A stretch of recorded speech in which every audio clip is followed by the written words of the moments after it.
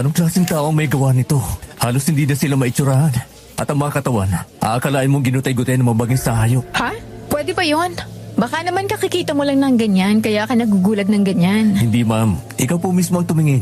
Sinabi rin dito inubos ang kanilang dugo at mga lamang loob. Patingin nga. Shucks. Mas matagal na ako sa'yo ng 2 taon pero ngayon lang din ako nakakita ng ganito, Sir Mark. Sigurado bang iisang tao lang ang may gawa nito? Yes ma'am, Juris. May mga witness reports at kapansin-pansin din naman ang estilo ng serial killer. Hindi ko lang akalaan na may ganito pala sa Pinas. Mukhang ito ng pinakamadalang kaso na i-handle ko so far. Ready ka ba para dito, sir? Oo naman ma'am. Hindi ko ito aatrasan. Kailangan nating malaman ang katotohanan. Hindi pwedeng may mabiktima pa ang ganyan kahayop na mamamatay tao. Hindi kaya marami ang gumawa niyan? Pwede. Pwede mga terorista, mga kanibal o kaya naman mga kulto. Kung sa bagay, dapat nating tingnan ang lahat ng pwedeng gumawa nito. Kulang pa ang nilalaman ng mga papel na to eh. At doon papasok ang trabaho natin, sir. Ang ikinatatakot ko lang. Paano kinakatakot? Ikaw, Ma'am Juris? May kakatakutan ka ba? Ikaw nga ang pinakamagaling sa mga bagong investigador? Iba kasi ang kutob ko sa kasong to, sir. Baka nagbalik sila. Sino? Hindi ko alam kung maniniwala kay. Pero sabi mo pa rin, ma'am. Baka makatulong ito sa pag-iimbestiga natin. Baka kasi aswang ang gumawa. Aswang? Ikaw, ma'am? Naniniwala ka pa sa mga ganon? Totoo ba ang mga yun? Sana nga. Sana nga hindi sila totoo, sir.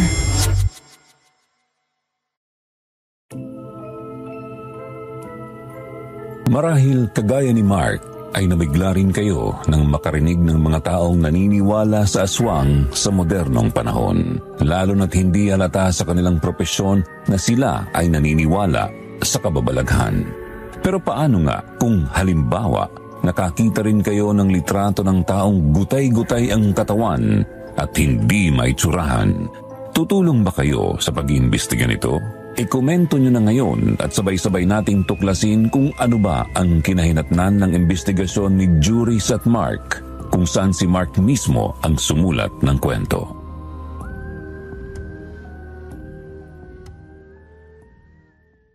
Magandang araw po sa inyo, Sir Jupiter. Ako po si Mark Villafuerte, isang investigador na 35 anyos na ngayong 2026. At isang dekada na rin ang nakalipas mula nang mangyari ang karanasan kong ito sa isa sa mga unang kasong hinawakan ko. Ito nga ay ang brutal na pagpaslang sa 2 babae sa magkaibang baryo na masusi naming inimbestigahan. Noon nga hindi ako makapaniwalang binanggit ni Juris ang tungkol sa aswang, pero may kakaiba sa tono niya. Kaya kinausap ko siya tungkol doon para na rin sa ikagaganda ng relasyon namin bilang partner sa pag-iimbestiga ng kaso.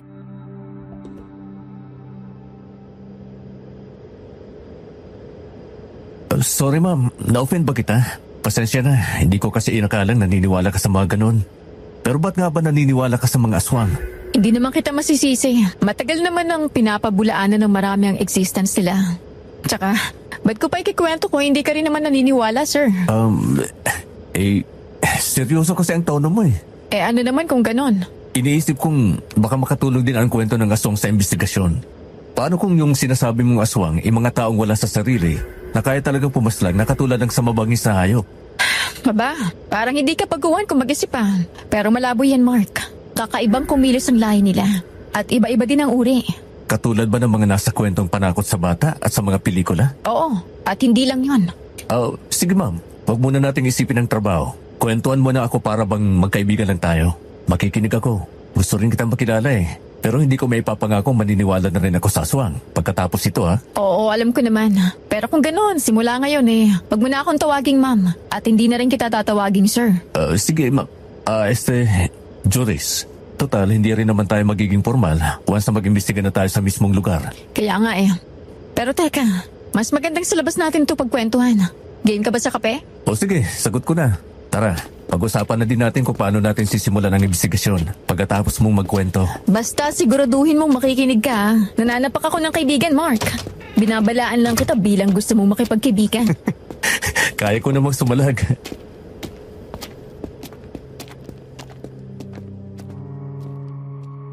Napatawa ko saglit si Juris bago niya alalahanin ang karanasan niya sa nilalang na nagbigay sa kanya ng takot. At hating gabi nga noon nang kami ay magkwentuhan sa isang kapihan.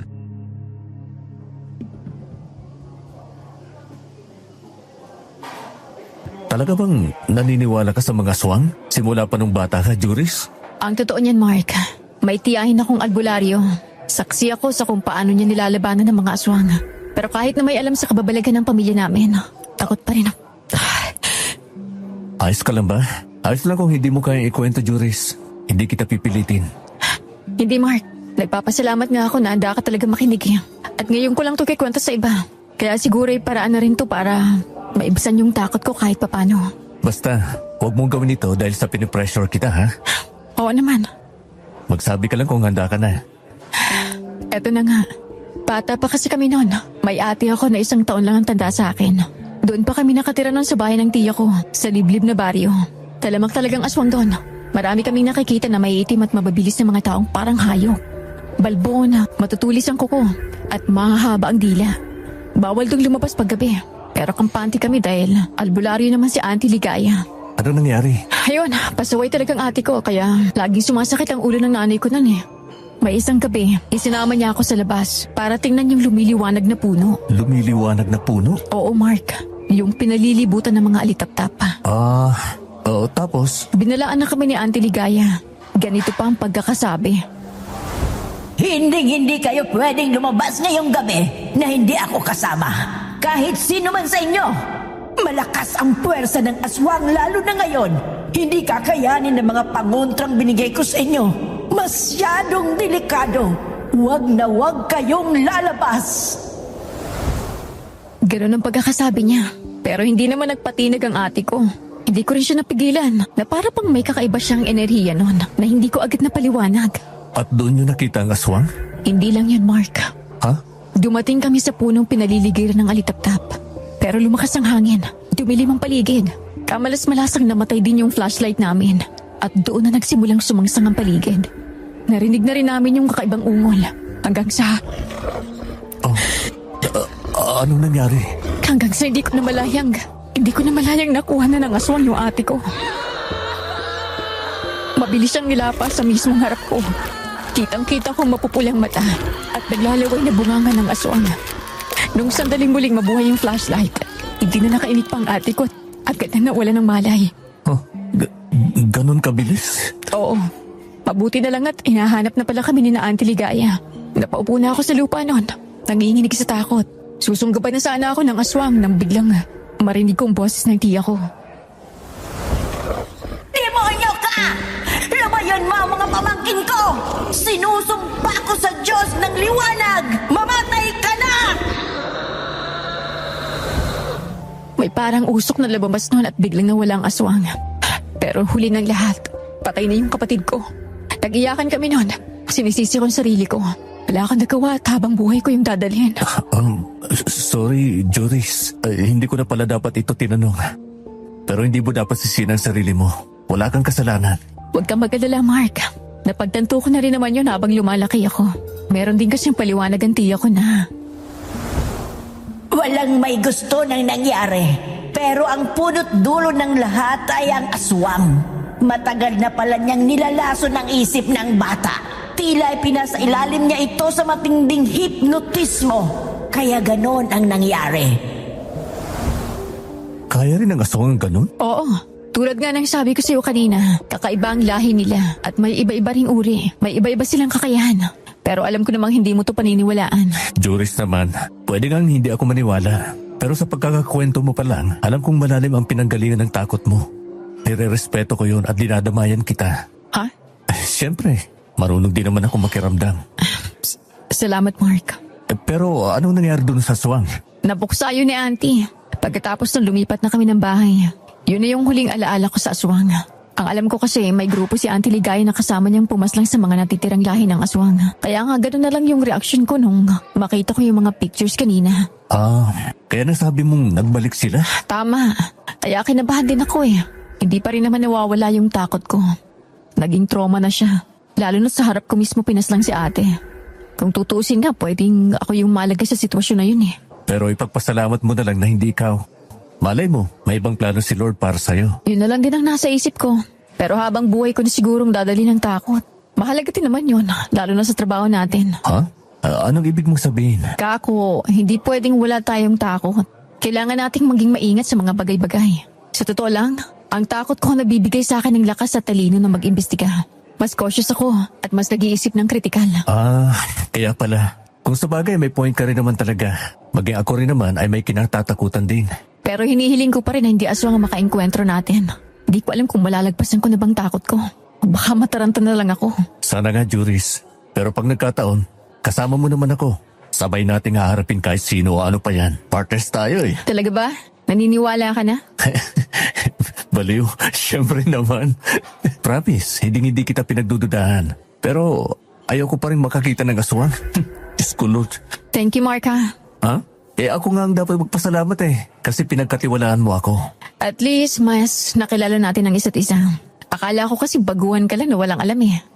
May laman din pala ang utak mo. Grabe ka naman sa akin. Ikaw nga akala ko mataray at matapang eh. Sus, ang bait-bait ko kaya. Sino ang may sabi? Anong sabi mo? Ha? Wala. Mabuti pa tanuhin na natin ang investigasyon. Oo, sige. Pero sandali lang. PCR lang ako. Medyo napadami yata yung luha ko. Pasensya na. Hindi ko napigilan eh. Ano ka ba? Walang kaso yun. Hindi ka naman robot eh. Sige na, hihintayin kita.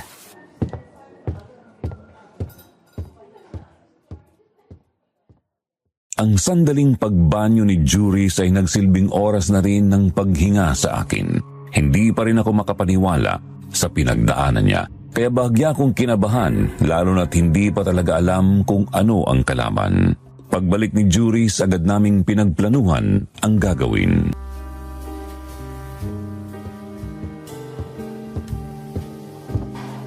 Juris, hindi naman sa gusto ko pang dagdagan ng takot mo. Ano yan, Mark? Tungkol dun sa in-open up mo, yung sa aswang, mas maigi na yon ang level ng threat na i-consider natin para rito. Code red na ito sa klase. Oo, Mark. Tama ka. Dapat ganyan nga ang approach. Alam mo, parang hindi ka naman pala baguhan. Gaya lang inaakala ko. Hindi, wala pa rin talaga akong masyadong alam. Kaya nga, hayaan ko na munang mauna ka mag-isip ng strategy. Alam ko namang meron ka nang nakahanda dyan. Strategy? Wala naman akong ibang naiisip, Mark. Kundi lapitan mismo mga kamag-anak ng biktima. Yung basic lang. Searching sa crime scene. In disguise, syempre. Sisimple lang tayong humanap ng mga leads. From there, mas malalaman natin yung motibo na gumawa nito. Some patterns and timelines. Mark, narinig mo ba lahat? Ha? Sabi ko kung narinig mo. Bigla ka natulala eh. Naantok ka na ba? Hindi. Sorry ha. Namangha lang ako. Ha? Yun lang naman ang common. Basta, iba yung pagpaplano mo. Kitang-kita ko na kung bakit sinasabi nilang magaling ka. Nga pala, may nakalimutan ako. Ano yun? Dahil nga aswang ang ini-expect natin, maybe makukonfirm ko to if substantial yung leads at mga ebidensya makukuha natin. Tapos, sa maniwala ka sa hindi, kakailanganin natin ang tulong ng albularyo pag nagkataon. Tatawagan kong Auntie Ligaya ko kung kailan man kailangan. Teka, bakit hindi natin kumpirmahin na mula sa kanya? Ano ibig mo sabihin? Kumbaga, ipadala natin sa kanya yung mga pictures. Tapos base sa degree ng attacks, baka masabi niya kung gawa ba ito ng aswang o hindi. Mahirap kasi siyang hagilapin, Mark eh. Isipin mo na kapag tinatawagan siya para bang may tamang oras lang. Hindi ko maintindihan. Basta, misteryoso rin yung mga ganung bagay. Basta, mahirap siyang tawagan maliban kung ramdam niyang tatawagan na siya. Minsan, pag may kailangan kami, sinasadya talaga siya dun sa liblib. Ganun pala. Oo, pero susubukan ko rin. Pero bukas na lang. Malabo na yung ngayong gabi. Sige, Joris. Sana maramdaman niyang tatawagan siya. Sana nga. Pero may isa pa pala akong iniisip. Ano yun? Yung lugar. I mean, paano natin pupuntahan? Magbabalikan tayo o mag-i-stay sa malapit na hotel doon? Sa tingin mo? Hindi ko pa pala nasasabi. Ang alin? Na doon ako nakatira. Ha? Saan doon? Ibig kong sabihin yung baryo namin ay kalapit lang ng mga nasabing baryo. At sakto, magpipiesta doon at bala ko sanang umuwi ng maaga. Gagamitin ko ang oras para mag-imbestiga. Ikaw ba? Gusto mong sumama? Alangan namang iwan kita mag-isa. Sigurado ka bang hindi mo ko kakailanganin? Siyempre kailangan. Ikaw yung may mas alam eh. Kaya nga. Kaya hindi mo na dapat tinatanong yan. Sige, pasensya na. Ba't ka nagpapasensya? Wala. Mukha yatang na-offenda naman kita. Hindi pasensya na. Ganito talaga yung tono ko minsan kapag seryoso. Pansin ko nga. Pero yun na yung plano. Magtitigil tayo sa inyo at saka mag-iimbestiga sa mga kalapit baryo. Teka, hindi mo pa naisip na tanungin yung mga magulang mo? O hindi ka ba nila nasabihan tungkol sa ganun ng balita? Kasi for sure, kumalat yan sa baryo niyo kung talagang magkalapit lang. Oo nga no. Pero hindi pa kami nakakatawagan. Wala nung mangyari ang unang krimen. Siguro doon na natin mismo malalaman kung talagang may alam sila. Tsaka tatay ko lang ang nakakausap ko halos dahil bedridden na ang nanay ko. Bigla siyang nanghina nitong mga nakaraan pero ayaw namang magpa-ospital. Ganun ba? Pero ayos lang ba makituloy ako doon? Pwede namang maghanap na lang ako ng pwedeng matuluyan. Ha? Wag na. Ano ka ba? Sayang din sa gastos. May kwarto naman ba akong matutulugan doon? Baka naman itabi mo ako sa'yo. Lagot ka sa akin. Oh? Joke lang. Pero seryoso nga, may kwarto ba? Oo naman. Wala naman akong kapatid saka may kwarto talaga para sa mga bisita. Lalo na't may mga nag-uuwian doon minsan. Pero hindi naman tuwing fiesta. Eh di ayos. Kailan tayo aalis? Bukas na hapon. Mag-aayos pa rin ako ng mga gamit Hindi ko alam kung gaano tayo katagal doon. Pero sa nalalapit na linggo, gaganapin ang fiesta. Hindi ko alam kung mag-i-stay pa tayo pagkatapos noon. Pero need it to as soon as possible. Oo, Mark. Pero wala namang problema sa tagal. Ganun naman talaga. And sakto na rin na may fiesta. Mas makakapag-disguise tayo. Siguro naman dinadayo yun ng ibang baryo, hindi ba? Oo. Marami pa ka na doon. Saka halos 1 linggo din ang tinatagal ng fiesta. Yun naman pala Kasado na. Ano, uwi muna tayo? Oo. Salamat ulit sa pagtitiwala. Salamat din sa kape. At huwag ka mag-alala. Magkaibigan na tayo mula ngayon. Pero iba pa rin pag nasa trabaho na, syempre. Oo. Syempre naman. Ano? Tara, hatid na kita. Sige.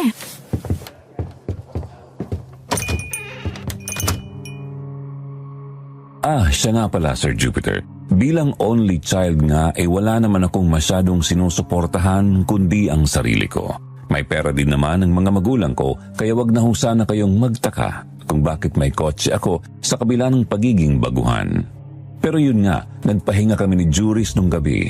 Nag-ayos ako ng gamit nung umaga at nagkita kami ni Juris sa opisina nung hapon na nakagayak na.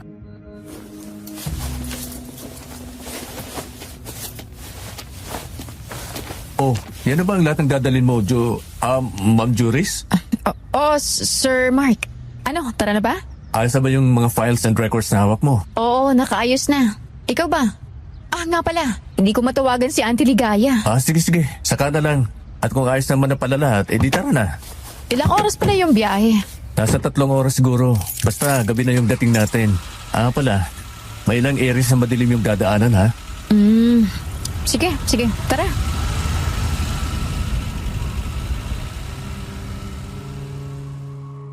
Ilang oras na ang nakalipas mula nang paandarin ko ang kotse. Nasa madilim na bahagi na kami ng daan. Malamlam ang ilaw ng magkakalayong streetlights. Indikasyon yun na malapit na kami sa baryo namin. Ang kaso nga lang ilang sandali pa, biglang namatay ang makina ng sasakyan.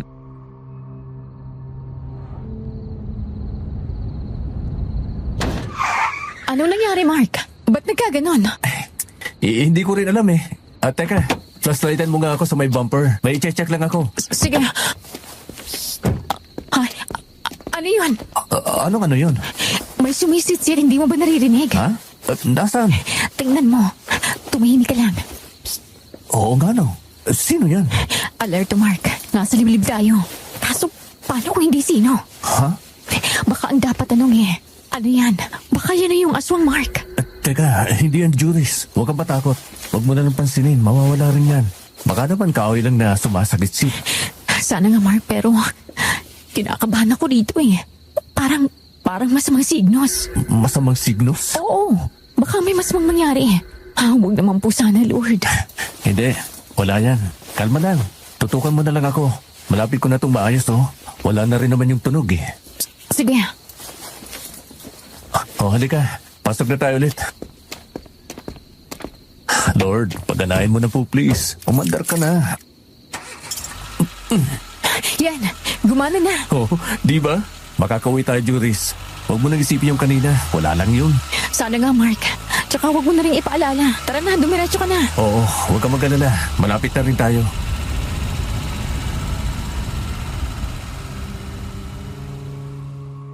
Hindi pa naman malalim ang gabi nang dumating kami sa baryo. Pero hindi kami masyado nakapag-usap kasama si tatay. Agad kaming nagpahinga ni Juris dahil may kakaibang pagod na dinulot ang biyahe namin. Kinabukasan, saka lang kami nakipagkumustahan noong nag-aalmusal na.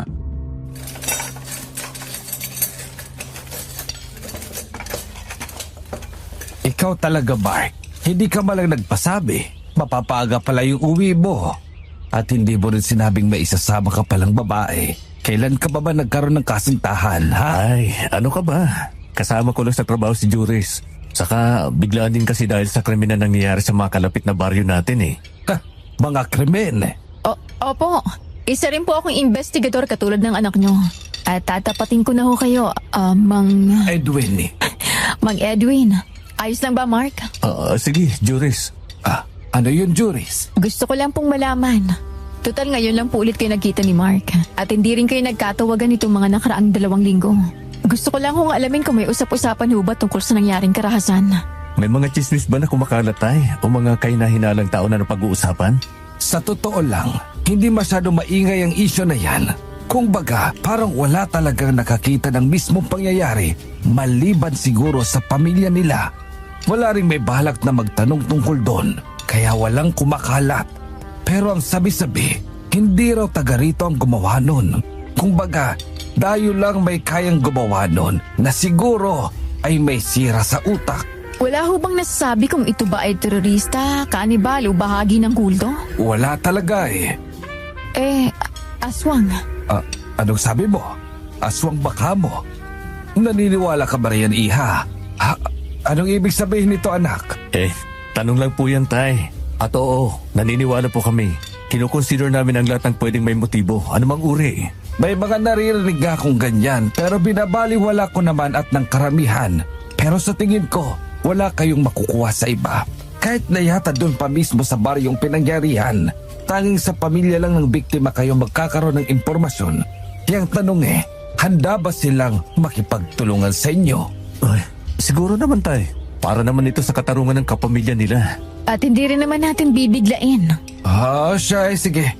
May tiwala naman ako sa galing nyo. Ay sana nga ay mahuli na yung demonyong yan at nang mawala na rin ng takot sa baryo, pagpipista pa naman din. Paanong takot tay? Marami kasing nangangamba na baka ito ng baryo natin ang kasunod base sa pattern ng mga inaataking lugar. Pero wag naman sana. Mahina pa naman ang nanay mo. Kaming bahala tay. Gagawin din po namin ang lahat ng aming makakaya para hindi na umabot pa rito. Oo, lalo na't bukas na magsisimula ang mga ganap ng fiesta. Ay, bago ko pala makalimutan, ipapaalala ko lang na isa ka sa mga hermano, anak. Sa pagkain tayo nakatoka at si Totoy Donato nang nakuha ko. Meron din siyang mga katulong na tiyuhin niya raw na magbabakasyon lang dito. Ray yata yung pangalan niya. Kausapin mo lang siguro mamaya ha. Isama mo na rin si Juris para naman magkamabutihan. Tay, sorry Juris. Huwag kong pasinin niya si tatay. Sadyang palibiro yan eh. Ayos lang. Kako para makapaglibot-libot din siya habang nagtatrabaho. Kailam ko namang mabigat ang kaso. Pero kailangan nyo pa rin huminga. Hindi ba, Iha? Opo. Salamat po sa pag-aalala. Sige tay, kumain na lang muna tayo at baka kung ano-ano pa ang masabi mo.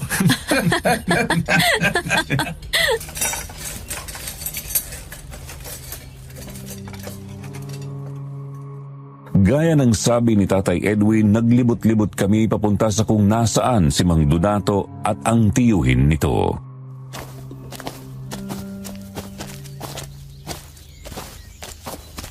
Mark, bakit pala kailangan natin kausapin ng mga tagaluto?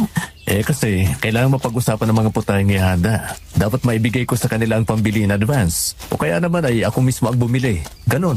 Marami kasi ang papakainin at halos week long yun eh. Grabe, parang ang gastos naman nun. Oo, ganon talaga. Tradisyon na rin yun eh. Di paano yan? Magiging busy ka pala. Hindi naman, Juris. Alam ko namang trabaho pa rin ang pinunta natin.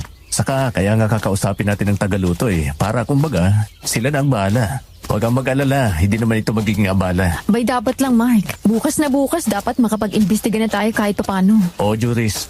Gagamitin ko na tong araw na to para sa mga preparations sa fiesta. At teka, yun na yata sila oh.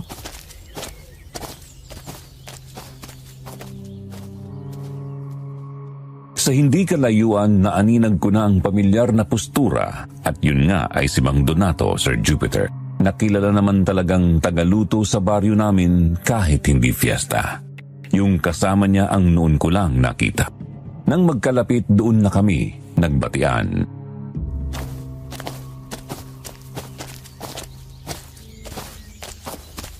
Mang Donato, hindi pa rin talaga nawawala yung iconic mong mga sombrero ah.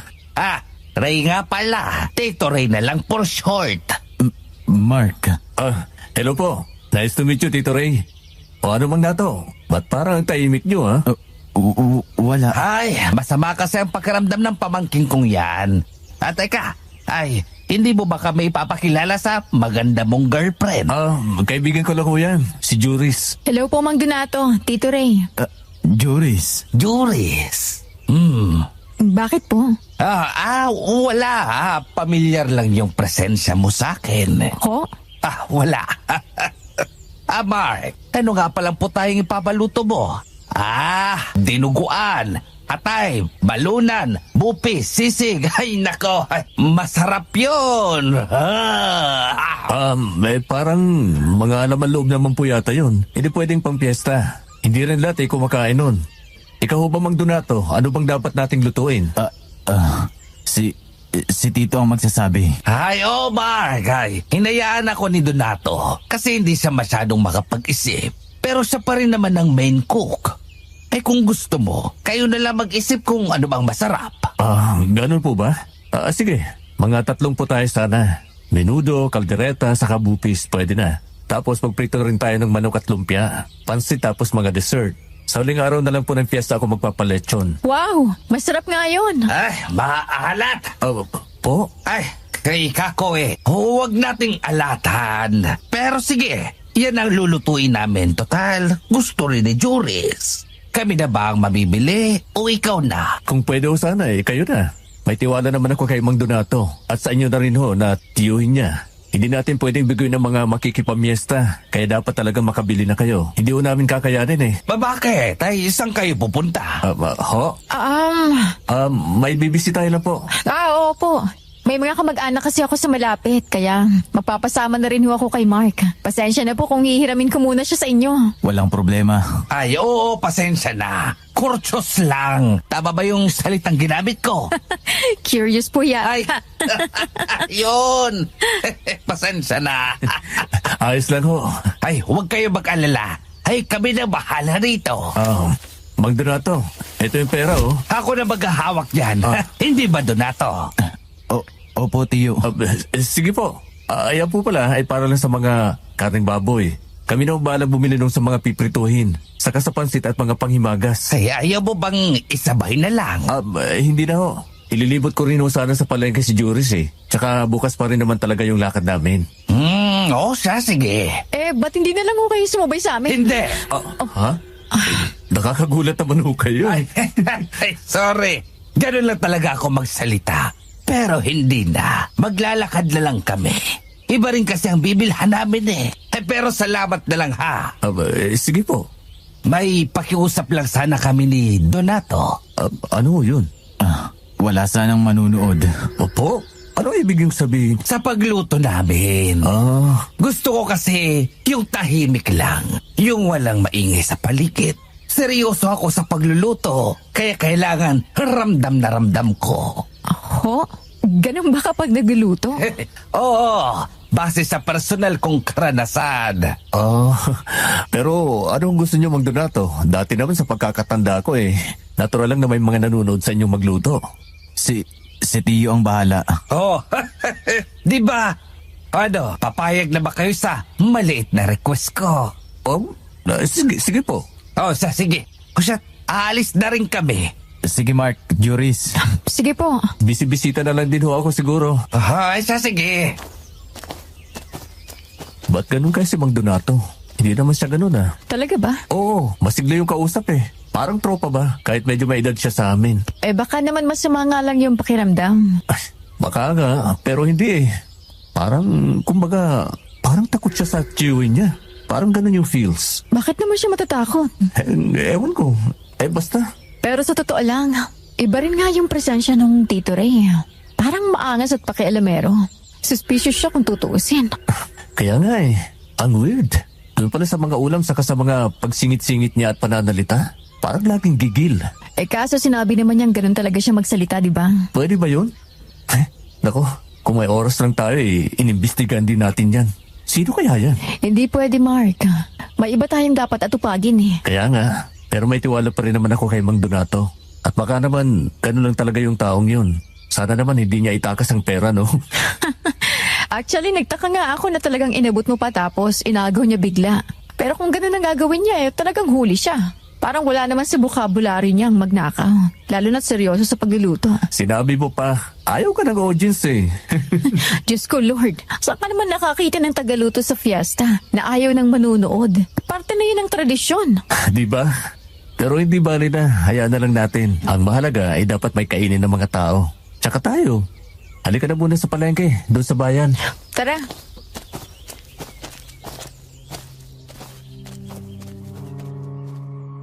Pagkatapos naming mamalengke, agad din naming i-deliver ang mga ipinamili sa kanila.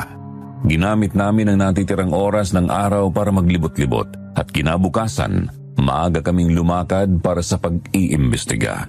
Una sa mas malayong baryo, itago na lang natin sa pangalang Baryo 1.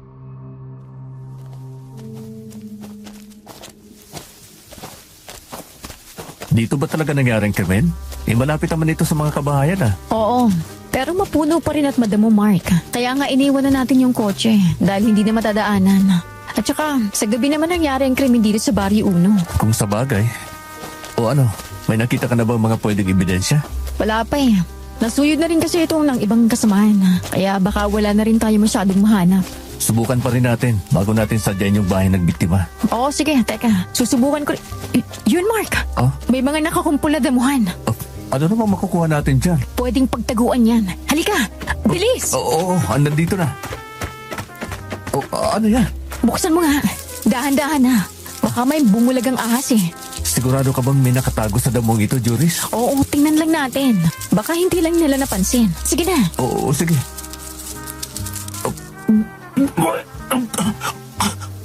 Ano yan? Baho! Balat ng tao to ah. Hindi ako pwede magkamali. Lagay mo rito, Mark. Bilis. Damputin mo na. May mga gloves naman tayo eh. Bilis bago pa may makakita. May alcohol at pang-spray. Grabe, paano kayo hindi dito sumimoy? Magaling ang suspect.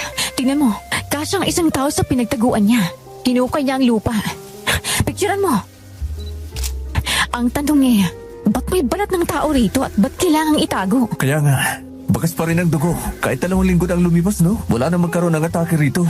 Oo, dito siya naanay. Ano kayang dahilan niya? Mas mabuti pa, sadyain na natin yung pamilya ng biktima. Baka mas may maituro sila. Sige, tara.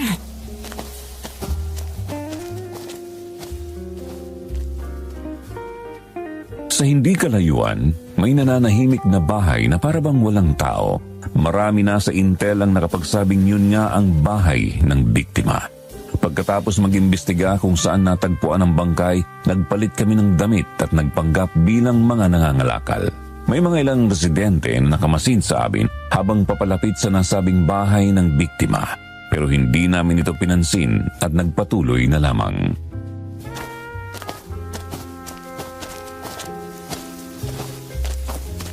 Plastic! Yero! Bakal! Bakal! Bote! Sirang appliances! Washing machine! Electric fan! Bibilin po namin! Bakal! Bote! Plastic! Yero! Joris, unahan ko na. Oh, sige. Susunod ako. Plastic! Tao po, Nay. Nay, papasukin niyo po kami. Kailangan po namin kayong makausap. Bilisan mo, Mark. Habang wala nakatingin, kailangan natin i-exit ang mga gamit sa likod. Hoy! Sino may sabing lumapit kayo sa bahay? Wala akong ibebentang bakal at bote. Pambihira. Umalis na kayo. Ayaw ko humarap ng mga tao. Tsupi! Nay, parang awan niyo na po. Kakampi niyo kami. Tungkol ito sa anak niyo. Ha? Tutulungan namin kayo. Kumalma ho kayo. Anong anak? Kasama kayo ng mga walang kwentang pulis na yan, ano? Lolokohin niyo lang din kami, ha? Mark, ako na. Itago mo na muna mga ibang gamit. Dalhin mo rito yung mga kailangan pagbalik mo. Ako lang kakausap. Ikaw, isa ka rin ba? Nagpapanggap pa kayo, ha? Umalis na kayo! Wala akong oras makipag-usap sa inyo! Ma'am, hindi niyo po gugustuhin paalisin kami. Ako ho si Juris at yung kasama ko kanina at si Mark. Nakikiusap po kami dahil para ito sa anak niyo. Ipapangako namin makakamit yung hustisya.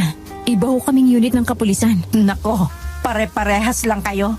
Paasahin niyo lang kami. Pero tingnan mo, ilang linggo na pero wala pa rin nangyari. Ni walang bumalik at parang wala silang balak tingnan ang kaso kahit na pinuntahan ko na sa presinto. Matagal ho talaga, pero kami po ay agad-agarang kumilos. Inuulit ko po, ibahin niyo ho kami sa mga yon. Nirerespeto po namin ang nararamdaman ninyo. Pero utang na loob, ma'am. Mas wala akong mangyayari kung hindi kayo makikipagtulungan. Ano ba kasi talagang kailangan nyo? Ano pa bang dapat naming ibigay? Bakit ba kami ang iniusisan ninyo ha? Kailangan po namin ang buong kooperasyon nyo. Kailangan po naming malaman kung ano ang mga nangyari bago ang krimen. May mga napansin ho ba kayong kakaiba? At nasan kayo ng mangyaring krimen? May mga hinala ho ba kayo o mga nakitang kahina-hinalang tao? Lahat po ng mga tanong na masasagot nyo, makakatulong po sa amin. Maipapangako mo bang hindi ito lalabas? At maliligtas pa rin ang pamilya namin? At totoo bang bibigyan nyo ng hustisya ang anak ko? Oo naman po. Opo, tamang sinabi ni Mark. Trabaho namin mabigay ng katarungan at poprotektahan din namin kayo. Kaya nga ho nag-disguise kami para hindi kami masundan kung sakali. Ngayon, kung makikipagtulungan po kayo, pwede ho bang papasukin niyo kami? Mapagkakatiwalaan niyo kami, ma'am. Buhay din ho namin ang nakasalalay para lamang matulungan kayo. Kaya hindi niyo kami dapat pag-isipan ng masama. Siguraduhin nyo lang ha, dahil iba rin akong magalit. Pero maniniwala ko, gusto ko na ring matahimik ang anak ko. Halika, pasok kayo. Ako lang naman ang tao sa ngayon dahil nasa trabaho ang asawa ko. Nasa pagpasok naman ang iba ko pang mga anak.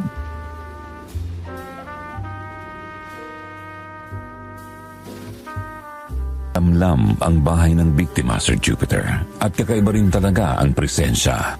Lahat ng kilos namin ay dapat maingat dahil kinukuha namin ang tiwala ng nanay ng biktima. Nang maupo kami, doon na nagsimula ang interview.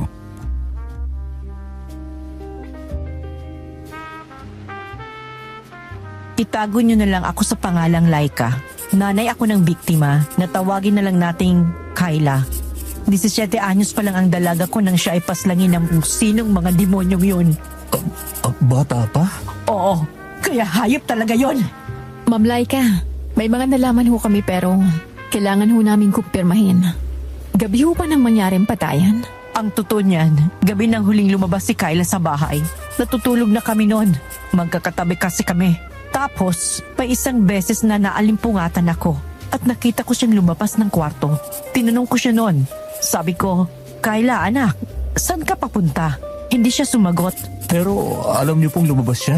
Hindi ko rin naisip. Dahil nasa labas ang banyo namin kaya kako, baka nag-CR lang.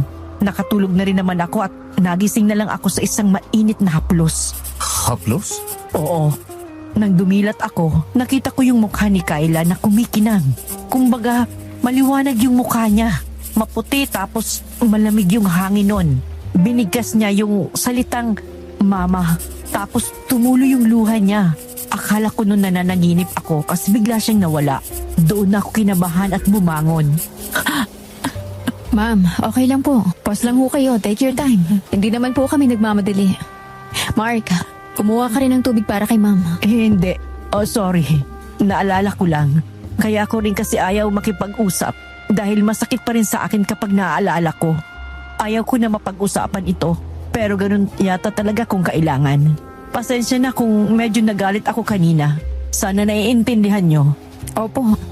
Sino ba naman kami para hindi kayo intindihin? Alam ko pong nararamdaman nyo. At pinagdaanan ko yan nung ako'y musmus pa lamang sa kapatid kong pinaslang sa harapan ko. Kaya ma'am, karaman niyo po ako. Grabe rin pala ang nangyari sa'yo, Juris. Opo ma'am. At kahit ako, ayoko na rin pong alalahanin pa. Ito ang tubig, Nay. Salamat. Hinga lang po ha.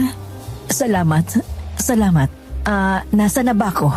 Yung bumangon ho kayo. Yun, doon ako nataranta. Basta, iba na yung kabog ng dibdib ko. Para kasing may sinyalis na yung pagpapakita ni Kayla. Naghanap kami sa mga kakahuyan. Umaasa pa naman ako noon na buhay siya. Hanggang sa may mga nagsigawan na. May nakitang bangkay na gutay-gutay. At parang nilapastangan. Siyempre, kinakabagot. Okay lang ho ma'am. Hinga po kayo. Nandito po ako sa likod nyo. Kinakabahan na ako noon at nang makita ko, hindi ko na siya mamukhaan. Pero alam kong iyon ang suot niya dahil ako ang nagbigay ng damit na yon. Kayla! Kayla! Diyos ko! Bakit niyo ho ito ginawa sa akin? Wala naman kaming ginagawang masama. Mababait kaming tao. Wala kaming tinatapagang iba. Bakit kami pa? Bakit ang anak ko pa? Demonyo! Hayop! Walang puso ang gumawa nito! Hindi tao! Sige lang po, ma'am. Ilabas niyo lang po. Mark, kumuha ka pa ng tubig. Sige. Tubig po.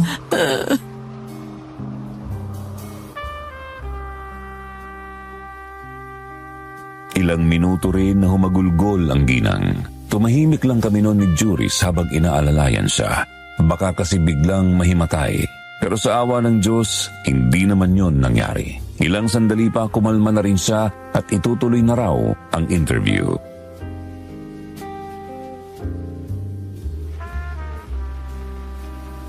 Sure po ba kayong itutuloy natin ang interview? Pwede na rin po kayo magpahinga pa saglit. Maghihintay naman po kami, Nay. Hindi. Nandito na lang din naman. Kaya tapusin na natin.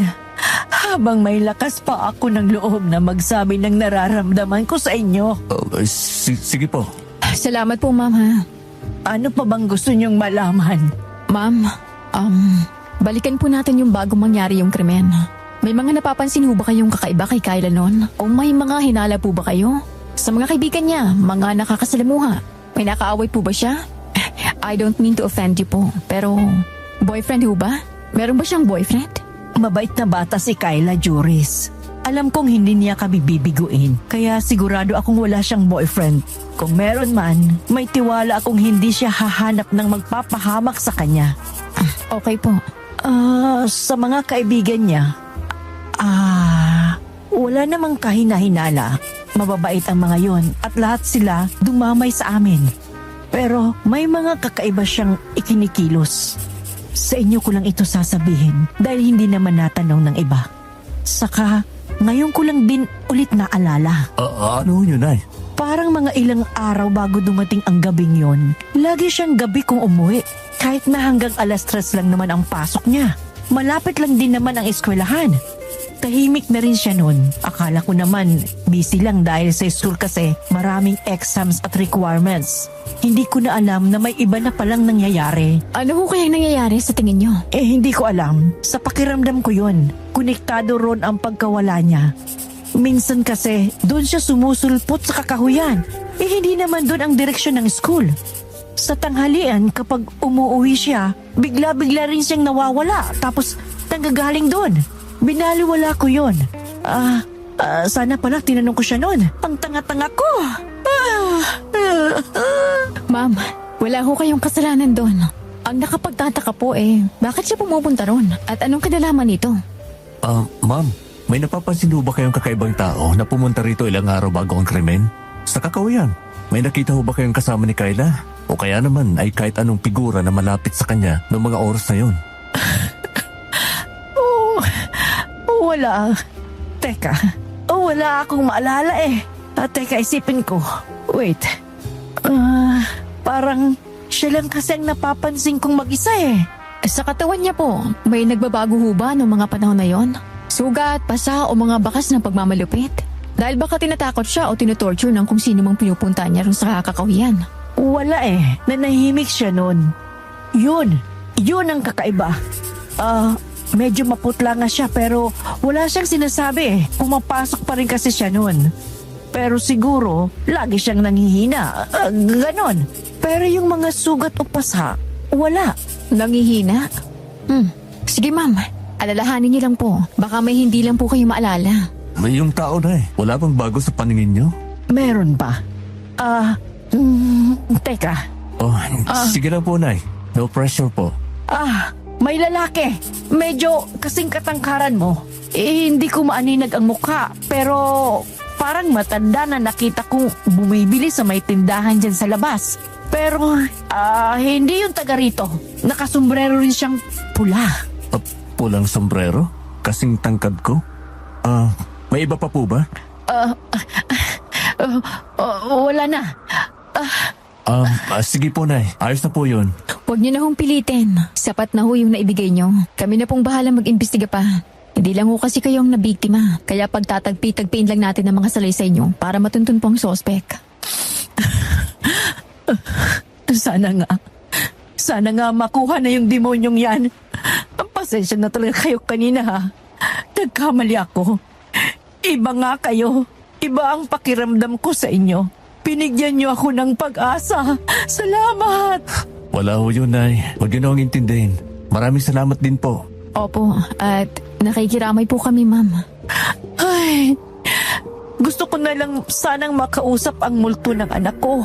Kahit na hindi ko alam kung paano. Basta malaman ko lang kung ano talagang nangyari sa kanya. At para na rin matahimik ang kaluluwa niya. Multo? Tingnan ho natin. Kako, tatawagan na lang po namin ulit kayo pag may nalaman kami, ma'am. Pahingi na lang ho ng contact number at baka kailangan namin kayo pag nagkataon. Eto oh. Salamat po ulit, Nay. Ingat po kayo. Kayo rin, kayo rin.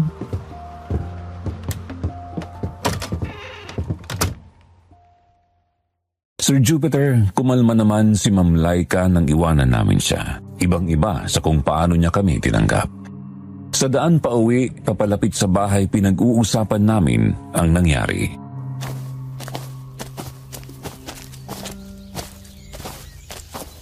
Bale sa kabuuan, ano nakawa natin mula kay Ma'am Laika? Alam na nating gabi nangyaring krimen at si Kyla pa lang mismo lumapit sa kamatayan niya. Palaisipan yun. Kaya nga, pati yung mga nangyari sa kanya bago ang kanyang pagkamatay. Hindi pa kumpirmado kung may kaugnayan pero nasabing may kakaiba siyang kilos. Tahimik at nangihina raw. Oo, ano kaya nangyari? Pero kung nilapitan niya mismong kakawiyan, hindi kaya kakilala niya ang may gawa nito? Paano kung hinihikayat lang siya lagi? Ikaw ba? Sasama ka sa kakahuyan kung hindi mo kakilala? Kung sa bagay. Pero paano nga kung tinatakot siya o nililin lang? Nang ilang araw? Pwede ba yon? Parang hipnotismo? Hipnotismo? Totoo ba yon? Ang hinala ko talaga tinakot siya Totoo yun, Mark. Pero mahirap ang paniwalaan bilang paraan sa krimen ito. Kailangan pa natin ng pattern. Dapat magkatugma ito sa nangyari sa kabilang baryo. Ang mahalaga, may nalaman din tayong kahina-hinalang tao. Nakasombrero at kasing tangkad mo. Oo nga, nakalista na rin naman sa notes natin ang lahat. Bukas ba? Puntahan na rin natin yung isa pa? Oo, para mapag-connect-connect na natin to. Sa ngayon, kumain na muna tayo. May pagkain naman na, no? Oo, sinabihan ko naman si Tay na kumuha ng pagkain. Galing doon sa niluluto ni Mang Donato. Tara, pasok muna tayo. Tay! Nay! Nandito na po kami! Nasaan si Tatay? Walang sumasagot Baka naman lumabas lang. Si Tia ba? Tay! Nay! Bakit, Mark? Ano nangyari? Wala rin siya, Juris. Ha? Paano nangyari yun? Teka, tatawagan ko si Tatay. Nasaan sila? Diyos ko. Kalma! Kumalma ka muna. Baka naman may pinuntahan. Tay! Nay! Diyos ko, nasaan ba kayo? Ba't wala kayong pasabi? Sagutin niyo na, please. Sasagutin yan, Mark. Kalma lang. Sasagot yan. Yan, sumagot na. Anak! Tay, nasaan kayo? Anong nangyari? Ba't pati si nanay kasama mo? Anak! Nandun... Ha? Ano, Tay? Hindi ko kayo masyadong marinig. Ano yun? Pakiulit. Nasa... may... ospital. Daday mo. Sugod. Ha? Hospital? Sugod? Nasa ospital sila? Ano nangyari? Tay, ano nangyari, Tay? Ba't kayo nandyan? Tay! Nak! Tay! Teka, Juris. Pupuntan ko muna sila. Diyan ka lang, wait. Hindi, sasama ako. Tara na, mamaya na tayo kumain.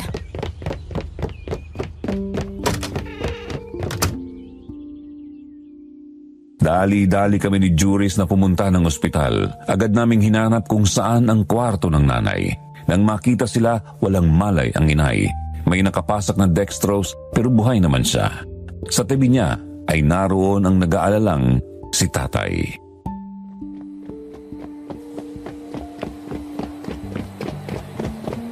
Tay, anong nangyari? Anong nangyari kay nanay? Ba't siya sinugod? Ba't hindi kayo tumawag? Ayaw ko kasi makaistorbo sa trabaho nyo. Tay naman, ibang usapan naman po kapag emergency. Oo nga po. Pasensya na anak ha, pero maayos naman ang nanay mo. Ano ba kasi talagang nangyari? Anong sinabi ng doktor? Kanina kasi, pagkatapos ko siyang pakainin, namilipit ang tiyan niya. Hindi siya tumigil sa pag-iyak. hanggang sa manghina siya at mawalan siya ng balay. Kaya ko siya itinakbo ng ospital. Pero normal naman raw sabi ng doktor. Normal?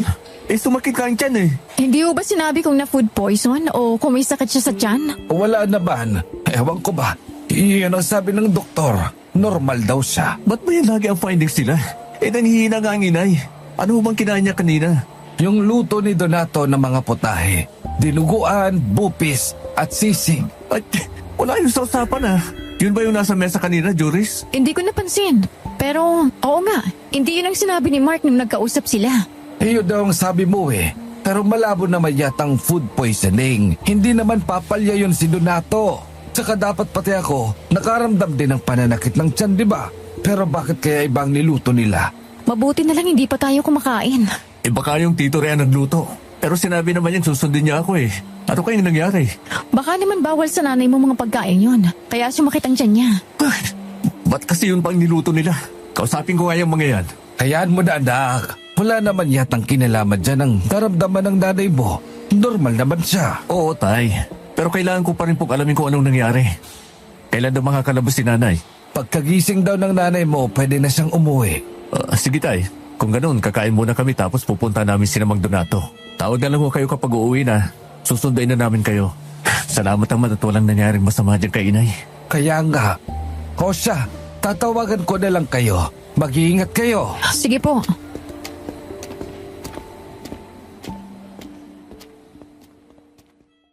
Sa labas na lang kami kumain ni Juris at pagkatapos pinuntahan namin si Mang Donato. Sinadya namin ang bahay nila sa kabila ng bilin ni Tito Ray na ayaw niyang makita na nagluluto siya. Sakto namang hindi sila nagluluto noon at nakatambay lang sa labas ng bahay si Tito Ray.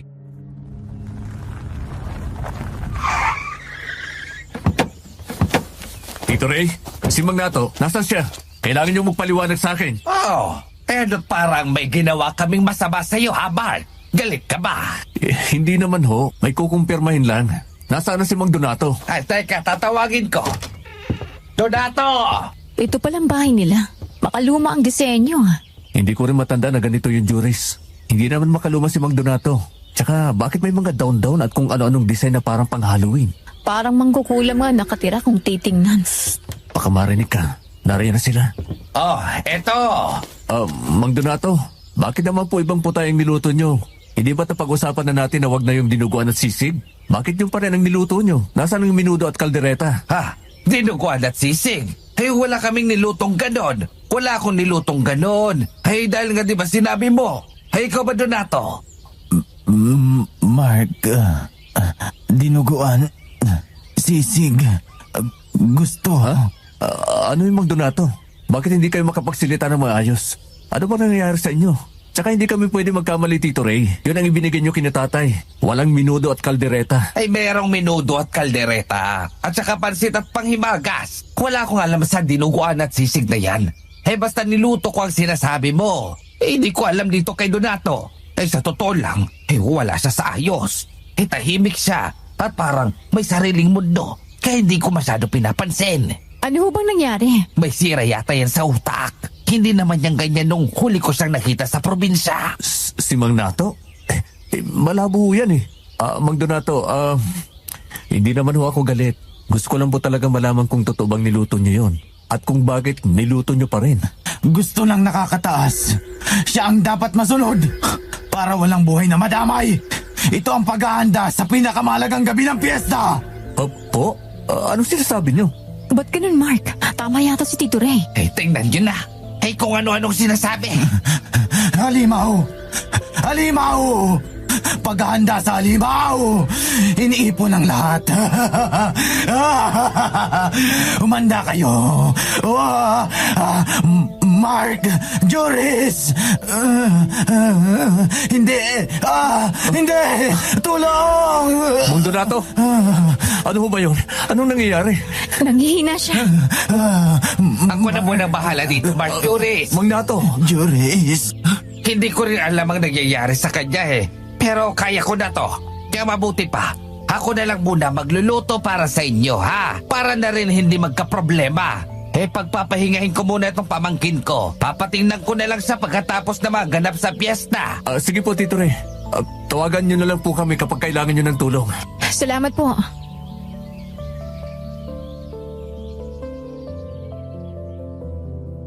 Iniwan na muna namin sila na puno ng pagtataka. Naisipan naming bumalik sa ospital para magbantay. Hindi pa nga nagigising si inay at nabanggit namin kay Itay ang nangyari.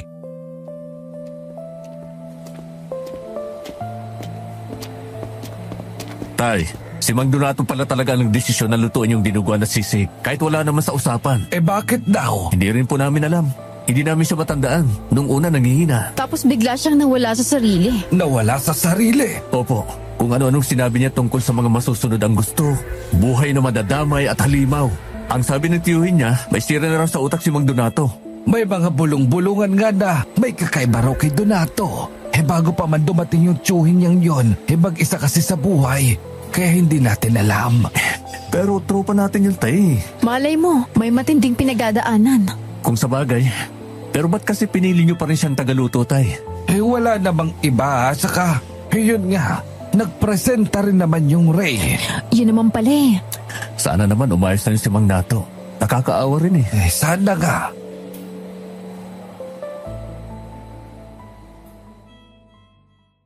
Maghapon pa kaming nagbantay kay nanay hanggang sa magising ito.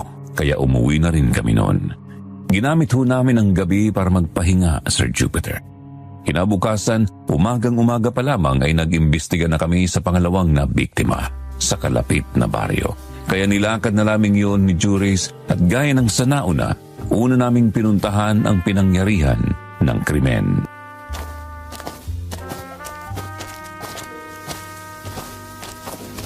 Magtingin-tingin ka lang dyan. Baka may makita pa tayong valuable. Katulad nung kina Ma'am Laika. Di naman ito kasing sukal nung isang area. Kaso nga lang may kalayuan sa kabahayan. Okay na rin yun. Para walang masyado makapansin sa atin. Wala ah. Walang kakaibang gamit. Mas recent ito eh. Isa tayo sa mga unang magsusuyod. Kaya huwag kang tumigil. May makikita rin tayo rito. Promise. May suspicious ba rito? Puno na niyayakap ng mga bag. Aba, ano to? Juris, halika tingnan mo. May mga bakas ng kamay at paa. Bakas ng pagakyat. Ha? Ano? Diyan sa puno? Oo. Patingin. Oh, bakit Juris? Bakit ka natulala? Mukhang ito na nagkukumpirma na hindi taong may kagagawa nito, Mark. Tingnan mo mga bakas na yan. Parang kalmot. Ha? Oo nga. Hindi yan magagawa ng isang tao, Mark. E di, aswang nga ang salari? Ganun na nga. Pero sino ang aswang na to? May utak siya at halatang may experience. Kailangan ko makontak si Auntie Ligaya. Oo, pero alamin pa rin natin mula sa isa pang kapamilya ng biktima. Baka may malaman din tayong makabuluhan sa kanila. Baka nakita nilang itsura. Oo, puntahan muna natin. Mamaya ako natatawagan si Auntie pagkatapos. Panginoon. Sana naman po'y matuntunan namin ang kampo ng kadiliman na to. Aswang man siya o hindi.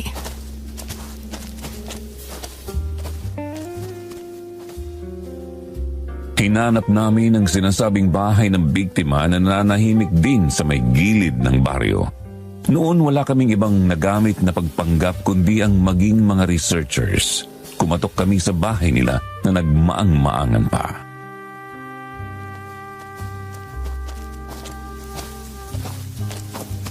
Tao po! Tao po! Magandang araw po. Pwede ho ba kayong maging bagay ng aming research tungkol sa matatanda? Mabilis lang po ito. Wala akong oras, iho. Iha, pasensya na kayo. Hindi naman. Ako na, Mark. Sige. Tay, ang totoo po'y mga investigador kami. Gusto po namin malaman ang iba pang detalye tungkol sa pagkamatay ng inyong asawa. Baka pwedeng papasukan nyo kami para iwas sa mga mata ng mga pwedeng nakamasid sa atin. Pwede po ba kayong makipagtulungan para makamit natin ang katarungang hinihintay ng inyong namayapang asawa? Yun naman pala. Sige, pasok kayo. Halik kayo. Pasensya na kung medyo magulo Ako lang kasi ngayon ang nandito. Hindi makapaglinis masyado. Ayos lang po. Sino nga kayo ulit? Mark po. Ako naman po si Juris at nag-iimbestiga po kami tungkol sa karumalduman na patayang naganap rito at sa karatig na baryo. Tawagin niyo na lang akong Jaime. At ang asawa ko sabihin na lang natin na si Gemma. Saan ba ako magsisimula? Siguro po, Ikwento nyo na lang po mula sa umpisa, yung mga araw po bago mangyari ang krimen. May kakaiba ho ba?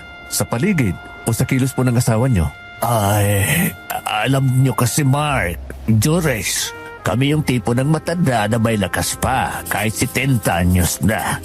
Ako, nakakapangahoy pa at si Gemma naman ay nakakapagtanim pa. Ay, basta aktibo kami. Pero nung mga araw bago mamatay si Gemma, naghihina siya. Nangihina rin? Bakit, Juris? Nagulat lang po. Yan din po kasi nangyari sa nauna. Oo, naghihina siya. Tapos, tahimik.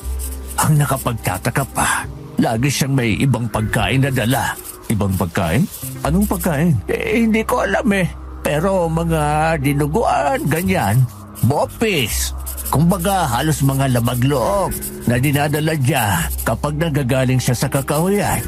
At ang matindi, katanghali ang tapat yun, ha? Bakit hindi nyo ho pinuna? Nag-iba rin kasi yung ugali niya noon. Nirarason niya na binili niya yon sa labas. Kahit na alam kong hindi niya hilig yon. Pero pag pinipilit ko siyang tanungin, naiinis siya at nagagalit. May isang beses na sinundan ko siya, pero alam niya, kaya nagalit din siya. Noon, inayaan ko na lang siya at hindi pinakailaman. Pero hindi ko alam, tayo na palang ugat ng pagkamatay niya. Ano pong ibig niyong sabihin? Alam niyo may kaugnayan yun sa pagkamatay ni Nanay Gemma? Oo, hindi ako pwede magkamali. Dahil katanghali ang tapat din na magyari ang pagpatay. Ibig sabihin, nakita nyo ang pangyayari mismo? Hindi. Ganito kasi ang nangyari. Ano po? Kakain na kami noon. Pero gaya nga ng sinabi ko, lumalabas siya. Pumunta ulit siya sa kung saan. Pero hindi ko na napigilan at baka mainis na naman. Naghintay na lang ako noon na bumalik siya. Inaasahan ko na may dala na naman siyang ulam. Pero nung araw na yon, ang tagal. Matagal siya. Hanggang sa may nagsigawan na sa labas. Paano sigawan? Basta, yung bang mga pumapalakat.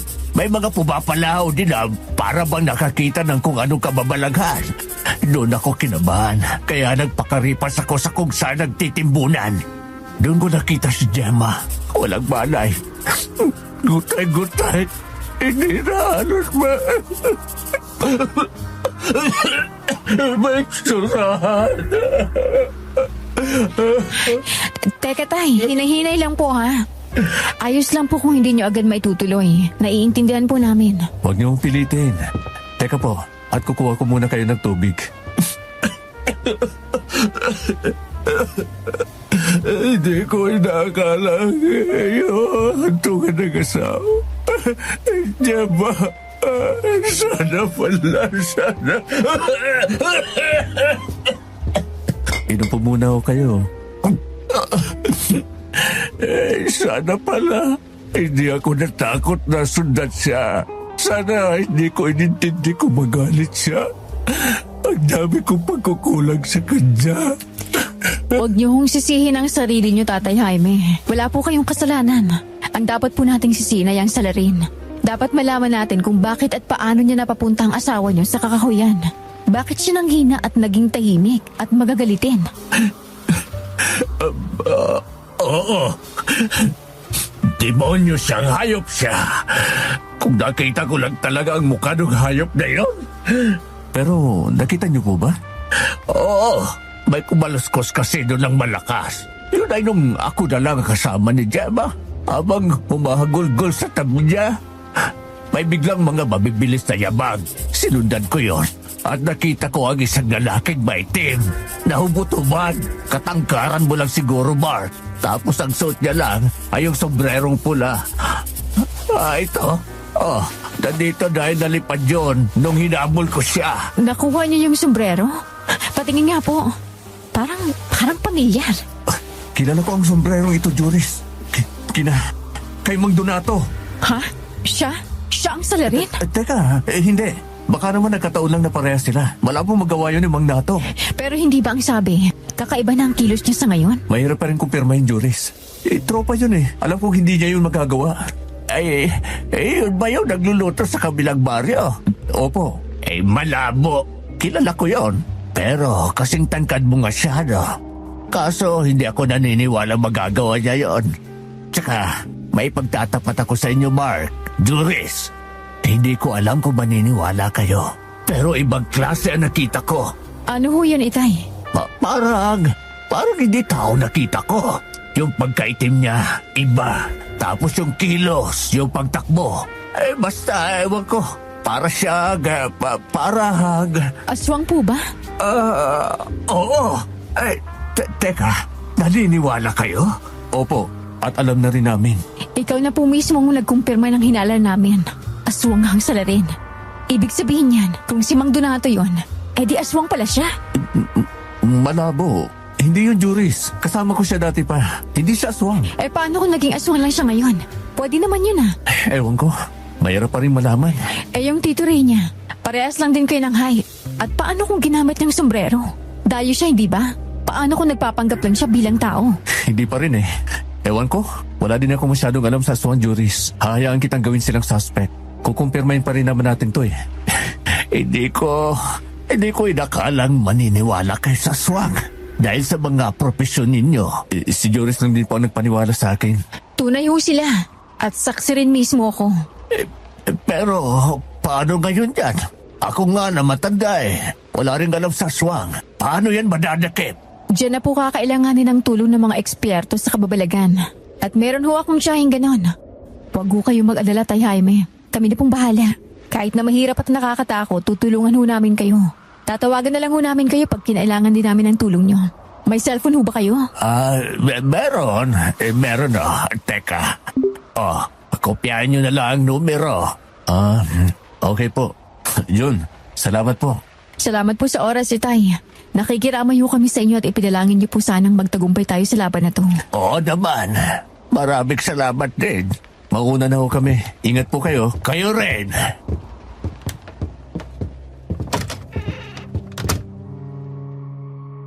Hindi na kami tumagal pa sa bahay ni Mang Jaime. Hindi na rin mapakali si Juris ng mga oras na yon. Pati ako kinabahan dahil sa reaksyon niya. Habang naglalakad pa uwi, nakaalalay lang ako sa kanya at tahimik ang paligid. Ramdam ang tensyon hanggang sa hindi na ako makatiis at binuksan ko na ang usapan.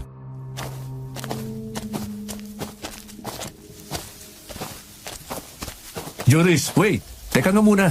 Ano ba? Hindi mo natin pag-uusapan yung mga nangyari? Anong gagawin natin? Bakit hindi tayo magplano? Makakapagplano ba tayo sa daan, Mark? Pero kailangan pa rin natin pag-usapan. Ba't bigla ka na namang naging suplada? Hindi, Mark. Hindi ako nagsusuplada. Kinakabahan ako. Hindi mo naiintindihan yung kabang nararamdaman ko. Noong una, umaasa pa ako hindi nga ito aswang. Pero pagpirmado na natin. At talaga nabablangko rin ako. Kasama mo ako, Juris. Kinakabahan din ako. Lalo na't wala akong alam tungkol dyan. Kaya nga pag-usapan na natin dito sa daan bago pa dumating sa bahay at magdulot din ng kaba sa kanila. Kung maaari, tawagan mo na rito si Auntie Ligaya mo. Mas mabuti para malaman na natin ang gagawin. Hindi kasi ganun kadali. Subukan lang natin. Magtiwala ka lang dahil kailangan na to. Walang mangyayari kung iiwas lang tayo. Alam mo yan, Juris. Alam mo yan. Hanap muna tayo ng pwedeng masisilungan at tago. Dono, tara.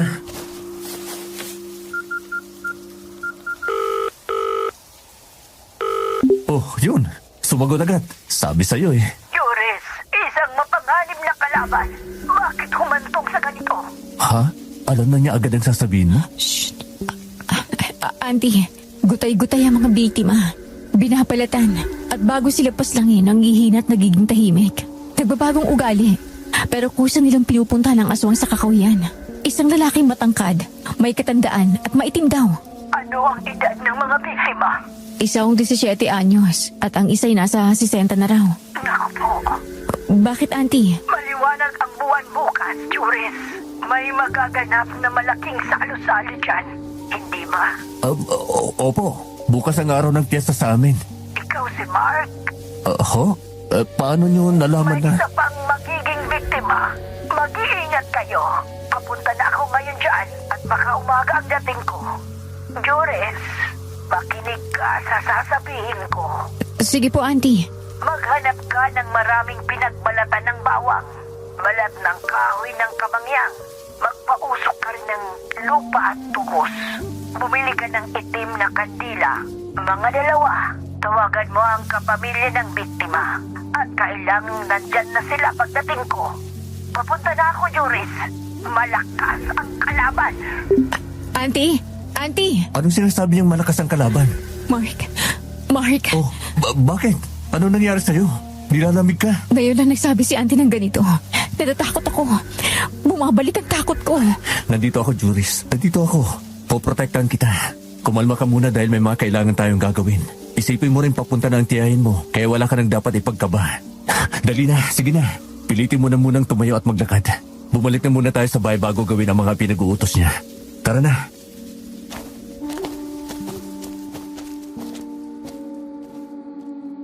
Sir Jupiter, pinagpahinga ko muna si Juris saglit sa bahay. Kumalma rin naman siya at pagkatapos agad niyang tinawagan ang mga kapamilya ng biktima.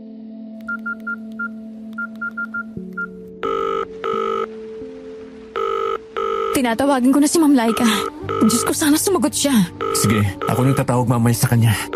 Oh, yan na. Hello? Juris? Kumusta? Ma'am, kailangan ho namin kayong pumunta rito. Hindi taong kalaban natin. Huwag ho kayong mabibigla. Bakit? Isa itong halimaw. Literal na aswang ang pumatay sa anak niyo. At sinabi ng tiyahin kong albularyo na kailangan kayong pumunta rito bukas ng umaga. Aswang? Hayop! Sige, pupunta ako. Haharapin ko yan. Saan ko kayo, ma'am? Oo, salamat, Juris. Oh, ikaw naman ang tawag kay Tayame.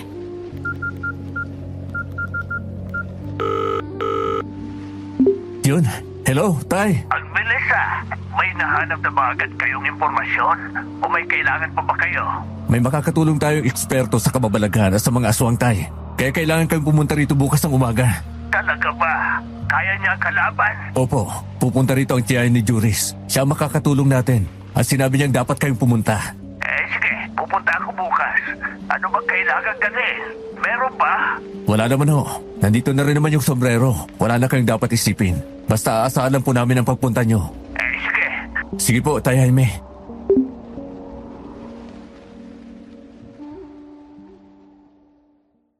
Kasado na ang mga taong kinakailangan. Pagkatapos noon, sinamahan ko na si Juris na kunin o bilhin ang mga kailangan ni Auntie Ligaya. At gabi na rin nang matapos kami sa paghahanap. Pagkatapos kumain, maaga rin kaming nagpahinga dahil sa pagod. Hindi ko na naisip kung anong pwedeng mangyari sa gabing yun dahil sa kampante namang dadating na si Auntie Ligaya. Ngunit sa hindi po inaasahan, may nangyaring masama kay nanay na nagpagising sa aming lahat nung madaling araw na. Sino ka? Ano ka? Ano ka? Anong gagawin mo sa asawa ko? Nay! Bitawan mo siya! Bitawan mo! Saan mo siya dadalhin? Tulong! Juris! Mark! Ang nanay mo kinuha! Anong nangyari? Anong nangyari? Tay, si nanay! Anong nangyari? May kumuha sa kanya. Mabilis, may tip. Parang halimaw. Ang nanay mo, anak! Aswang! Mark! Ang nanay mong sunod na biktima. Huh? Hindi pwede. Nasaan na si Auntie Ligaya? Parating pa lang siya. Juris, tulungan mo ako. Anong gagawin namin? Ang asawa ko, Mildred! Nanay! Halika, hanapin natin ngayon din. Hindi pa yun nakakalayo. Mag-ingat lang tayo. Tara na. Pumaripas kami papunta sa labas, Sir Jupiter. Hinanap namin siya sa kakahuyan at may ilan ding taong tumulong sa amin na maghanap. Paulit-ulit kami sa pagsigaw ngunit walang sumasagot sa amin. Wala kaming makitang siluet ng tao, walang naaaninagan ng liwanag ng buwan, walang umiiyak. Tanging mga manok lang at aso ang maingay. Hanggang sa malapit ng lumiwanag, wala pa rin kaming nakikita. Nawawalan na ako ng pag-asa noon nang biglang dumating ang tumatakbong si Tito Ray. Mark! Edwin! Juris! Si Donato ang nanay mo! Ha? Mark! Bakit o anong nangyari? Anong meron kay Mang Donato? Hindi ko alam. Parang wala siya sa sarili niya. Hindi ko siya maintindihan kung ano-ano mga sinasabi niya. Naglalaway at umuungol ng mabangis. Buat-buat niya yung nanay niyo papunta sa may bahay. Hindi nga niya doon sa higaan. Nandun si Mildred ngayon. At tara na, Mark. Sugudin natin ang Donatong yan. Teka lang, teka. Bakit po? Iba kasi talagang itsura niya. Hindi lang parang baliw kung titingnan. Hindi ko alam kung maniniwala kayo pero para siyang... Ano yung Tito Ray? Para sa kasuhang. Ha? Sa halibaw. Kung ganon, nasa panganib ang nanay ko, Juris. Anong gagawin ko, Juris? Mark, tara na! Sugod na tayo! May plano ako. Dahil mukhang kilala pa rin ako ni Donato. Lilinlangin ko siya. Sumama kayo sa akin. Ganito ang gagawin natin. Lilinlangin ko si Donato para lumabas sa inyo. Kapag lumabas na siya, ako nang dahan-dahan kukuha sa nanay mo, Mark. Dadalhin ko siya sa inyo. Teka, sasama kami sa'yo. Hindi natin malilinlang si Donato kung kasama kayo. Ako lang makakapagpalabas sa kanya. Pero anong gagawin namin kay Donato? Paano namin siya lalabanan? Baka kung anong gawin niya sa amin. Sa tingin ko ay wala siyang kakayahang lumaban. At sa dami niyong yan, sa tingin ko kayang-kaya niyo siyang pigilan. Sige na, Tito Ray. Bago pa magutay-gutay ng demonyong yun ang inay ko, ilabas mo siya. Kayo na bahala ha. Ililigtas ko ang nanay mo, Mark. Huwag ka mag-alala. Hintayin niyo lang ako. Kumaripas papasok ng bahay si Tito Ray at matagumpay niyang nalinlang si Donato. Lumabas itong marahas at rumaragasa na akmang aatake sa amin. Natakot kami, nataranta at naghandang lumaban.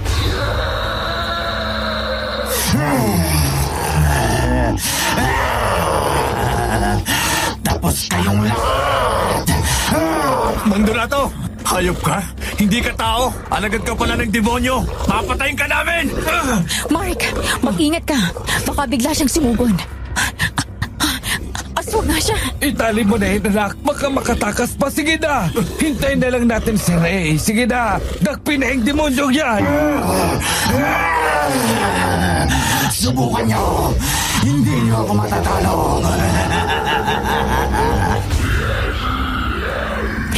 Teka, Mark! Huwag kayong lumapit! Hindi natin alam ang kaya niyang gawin. Kung naaakit niya at napatay ang dalawang babae, hindi siya karaniwang aswang.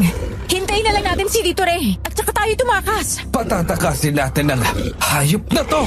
Hindi po sa ganon. May tamang paraan at oras ang paglaban. Kailangan po nating hintayin ng tiya ko. Mapapahamak tayong lahat kung papalag tayo. Tama si Juris, tay. Masyado mapanganib nga tingnan si Mang Donato. Susubukan kong puntahan si Tito Ray. Sino may sabing makakalagpas ka sa akin? Akala nyo ba malilin lang nyo ako? Kung paslain ko na lang kayong lahat ngayon.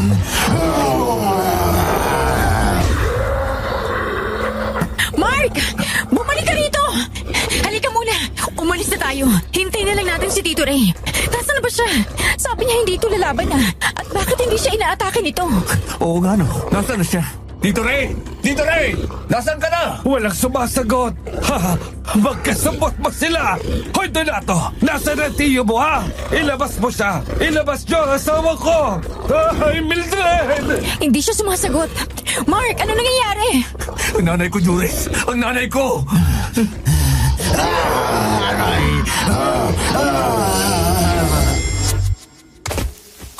Nawalan siya ng malay. Hoy, hindi ka pwedeng mawala. Nasaan si Ray? Nasaan ang asawa ko? Auntie! Auntie Ligaya! Hindi aswang ang isang yan. Nakatakas na ang totoong aswang. Dalhin nyo ang taong yan pabalik sa bahay nyo, Mark. Tayo na muna sa inyo. Sa ngayon, babalikan natin ang kalaban mamaya. Pero ang asawa ko, Makakatayin niya ang nanay ko gaya ng ginawa niya sa mga naon ng biktima. Hayop na Rayan. Siya pala talaga ang aswang. Ano nga mangyayari, Auntie Ligaya? Hindi basta-basta gagalaw si Ray. Nasa iisang ritual ang ginagawa niyang pagpatay. May oras yan at hindi natin paaabutin doon. Huwag kayong mag-alala. May paraan at walang mapapahamak. Ngayon, sundin niyo ang sinasabi ko at bumalik na tayo. Juris, nariyan na ba mga kapamilya ng ibang nabiktima? Sana po. Tayo na. Marami tayong paghahandang kailangang gawin.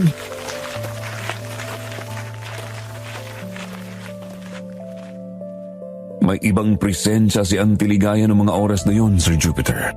Mahiwaga, malalim, kahit na kinakabahan ako para sa nanay ko, nawala ito dahil sa mga sinabi niya. Nakakakalma, kaya sumunod kami. Pagdating sa bahay, sumalubong nga sa amin si Ma'am Laika at Tatay Jaime.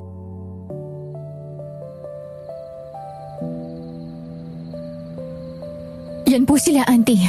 Kung ganon, hayaan niyo munang matulog yung lalaking yan. Pinatulog ko lang siya at inalis ang hipnotismo. Hipnotismo? Oo, at kailangan muna nating pag-usapan mula sa simula.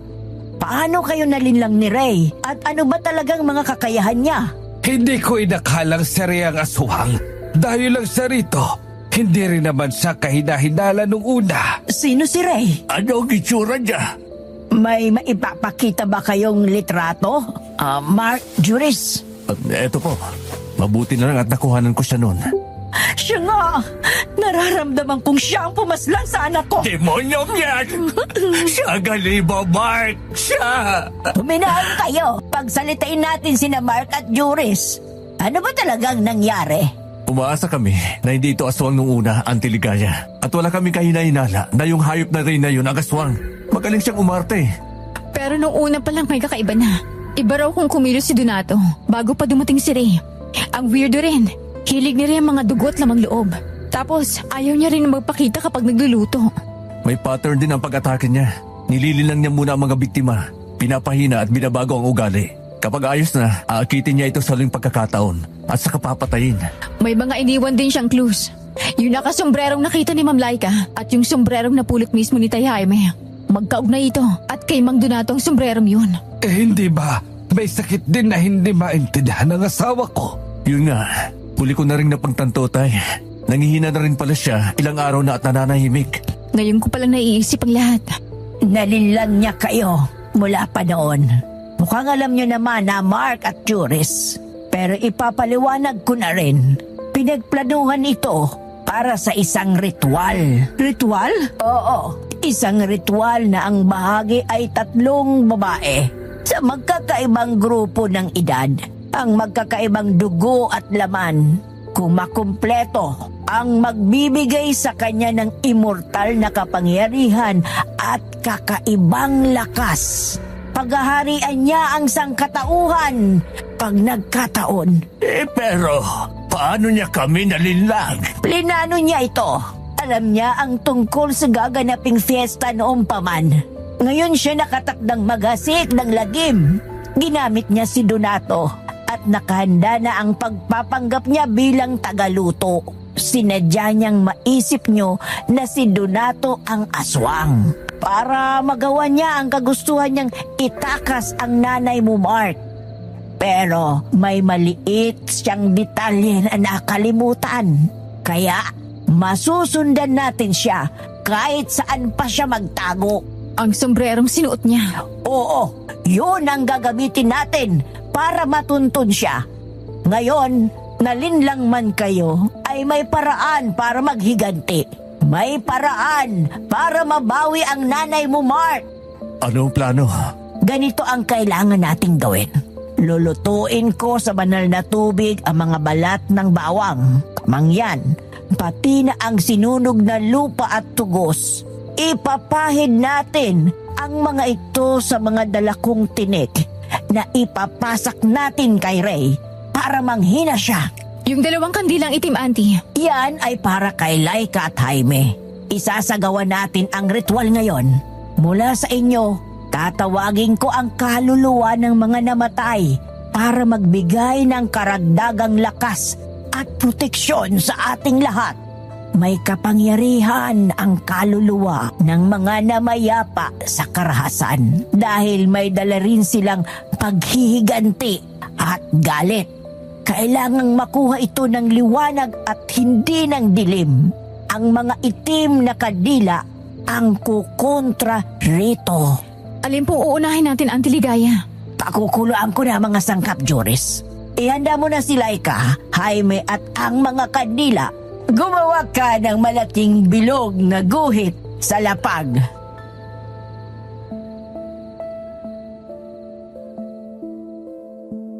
Ginawa ni Auntie Ligaya ang sinabi niya at sumunod din si Juris.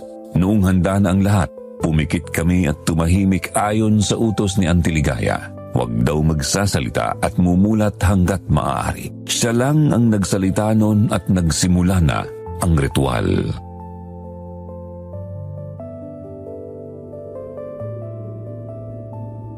Tinatawag ko kayong mga inapidang halimaw. Ipahiram ninyo ang inyong natatanging lakas at damdamin. Isipin ninyo ang mga naiwan para mabigyan kayo ng katarungan.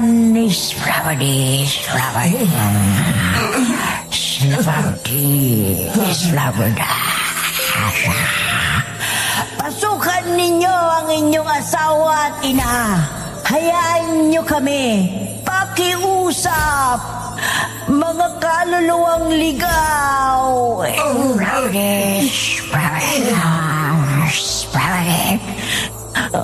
Gusto ko pang mabuhay muli. Ilabas mo ang aswang. Papatayin ko siya. Papatayin ko ang lahat ng masasama. Gayon nakatapak muna ako sa lupa. Hindi na ako malilinlag. Ilabas niyo ang aswang din! Huminahon kayo. Kung gusto niyong makaganti, sumapi kayo sa liwanag. Huwag niyong hayaan na kainin kayo ng dilim. Kayla! Gemma! Yakapin niyo ang liwanag! Yakapin ninyo!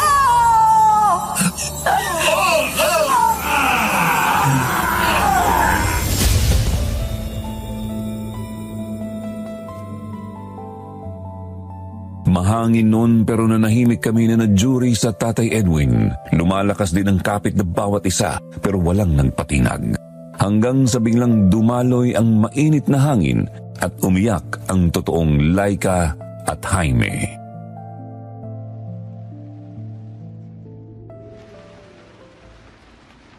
Nangyari na ang ninanais nating lahat. Nakipagtulungan sa atin ang mga biktima. At alam kong naramdaman nyo ito, Jaime, Laika. Opo, nakausap ko mismo ang aking anak. Salamat po. Muli ko nga siyang nayakap dahil sa ritual. Sige po, Ma'am Laika. Tay Jaime, iiyak niyo lang po. Magpahinga po muna kayo dyan sa may gilid. Kami na ho munang bahala. Ano na palang mangyayari, Auntie Ligaya? Si Donato! Gumagalaw! Bumabangon si Donato! Hindi nyo kailangang maging handa. Walang gagawing masama si Donato. Bumalik na ang dati niyang pag-iisip. Hindi siya aswang. Anong nangyari? Nasaan yung matandang lalaki? Matandang lalaki? Donato, napasailalim ka sa matinding hipnotismo. Isa yun sa mga kakayahan ng malupit na aswang na nagpakilala sa iyo bilang Ray. Nalinglang ka niya at pinagawa ng masasamang gawain. Ha? Anong ginawa ko? May pinatay akong tao? Wala akong alam, Mark. Kuya Edwin, wala akong alam sa nangyari. Blanco ako mula na makita ko ang lalaking yun. Naiintindihan namin, Donato. Wala kang kasalanan. Hindi mo na kailangang malaman pa ang mga ginawa mo, Mang Donato. Si Rhea may pakana ng lahat ng ito. Huwag ka na mag-alala. Pero, nagbalin lang pa rin ako. Hayaan yung bumawi ako. Anong magagawa ko? Hindi na kailangan. Donato, naisip ko na ang magiging papel mo. At ito na ang pinakamagiging plano. Makinig ho tayong lahat. Sino sila? Si Auntie Ligaya yan at si Juris katrabaho ko. Makinig ka muna, Mang Dato. Kailangang matuloy ang fiesta. Kailangang paniwalain si Ray na magkakaroon pa rin ng salo-salo. Ito ay para na rin sa hindi tayo maistorbo ng mga residente. At kung may salo-salo, kailangan ng mga pagkain. Si Mang Nato ang magluluto. Ganun na nga. Doon ka babawi, Donato. Ayos. Kayang-kaya ko po yan. At kayong lahat na natira, sama-sama tayong susugod sa kung saan man naroon si Ray. Bibiglain natin siya. Sigurado akong aatake siya kapag mataas na ang buwan. Pero uunahan natin siya. Bago sumapit ang dilim, gagawin ko na ang ritual. Tapos na rin noon ang pagbabasbas sa mga tinik. Pero wala kami mga kakayahan, Auntie. Anong maitutulong namin sa inyo? Kailangan ko lang ng taga-suporta sa likod. Maniwala lang kayo sa akin at mabibigkas nyo rin ang mabibigkas ko. Kayo naman, Mark, Edwin at Jaime, ipapasak nyo ang mga tinik. Isa rin sa inyo ang bahala para mabawi si Mildred. Huwag kayong mag-alala. Gagawin namin ang lahat para hindi kayo masugatan ni Ray. Wala pa sa kanya ang hinihintay niyang lakas. Kaya kahit magpakatuso pa siya, sigurado na ang tagumpay natin. Ayos ba? Ayos.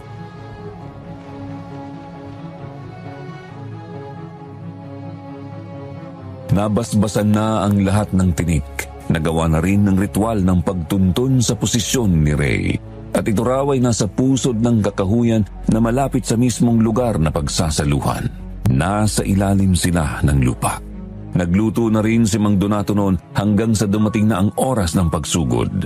Sama-sama kaming pumunta sa lokasyon na nababalot pala ng panangga.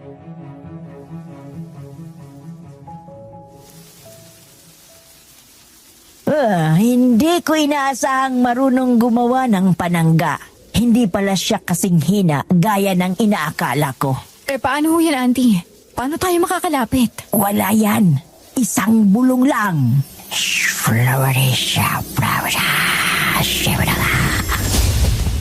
Yan. Pwede na tayong magpatuloy. Pero paano natin siya mapapalabas? Paano namin makukuha si nanay? Lumikod muna kayong lahat. Kailangan ko ang lakas ng kalikasan sa ritual na ito.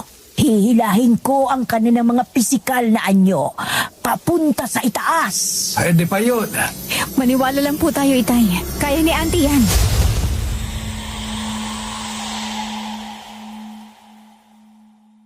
Lumakad ang hangin noon at masakit sa mata ang mga alikabok na lumipad kasabay ng mga tuyong dahon hanggang sa may biglangang umungol. Si Ray at nasa likod niya ang walang malay kong nanay. Hayop ka! Nagtiwala kami sa'yo. Ibalik mo ang asawa ko! Lubayan mo siyang demonyo ka! Mamatay ka na! Papatayin ka namin! Niloko mo kami! Kayo ang nagpalinlang, mga hangal. Kasalanan ko bang mga mangmang kayong lahat? At hindi ako natatakot sa inyo. Kahit na magsama-sama pa kayo, isang maling desisyon na hinuli niyo pa ako. Hindi mo ako kilala, bata. Hindi ka babanaw sa mga aswang na naharap ko at tinalo. At bakit ba nakalusot ka pang bubwet ka? Hindi ako tulad nila. Ipapakita ko sa inyo ang lakas ko. Bibigyan kita ng pagkakataong magbago ng isip. Kung gusto mo, ibabalik ko ang iyong pagkatao. Ibalik mo sa amin ang babaeng yan. At pupurgahin kita. Ano ako? Aso? Hayop ka! Isa kang demonyo. Hindi ka matutulad sa aso.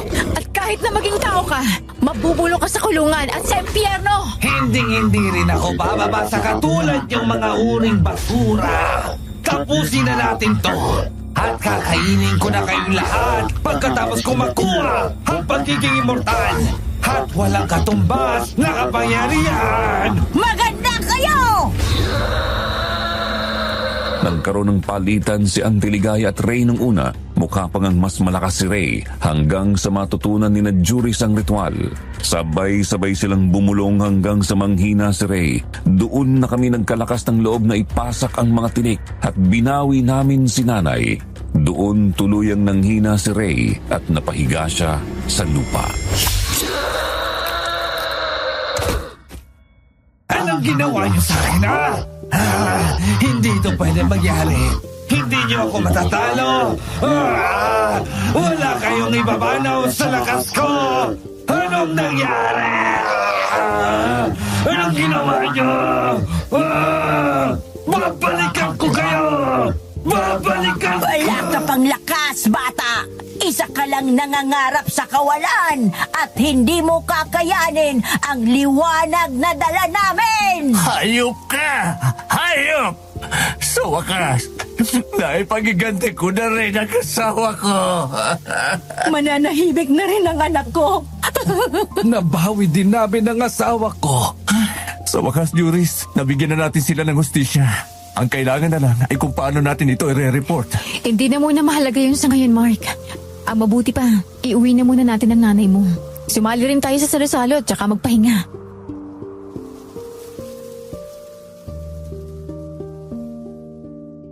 Sumali nga kami sa salo-salo at natapos ang gabi ng matahimik. Kinabukasan, nagpaalam na rin si Tay Jaime at Ma'am Laika. Sumunod na rin nun si Auntie Ligaya. Nagpasalamat naman kami sa kanilang lahat, lalo na kay Auntie Ligaya. Ang dalawang na biktima ay todo rin ang iyak at tuwa. Kalaunan, dumating na rin ang oras na babalik kami sa opisina para mag-report ng nangyari. Sa daan na lang kami umisip ng paliwanag.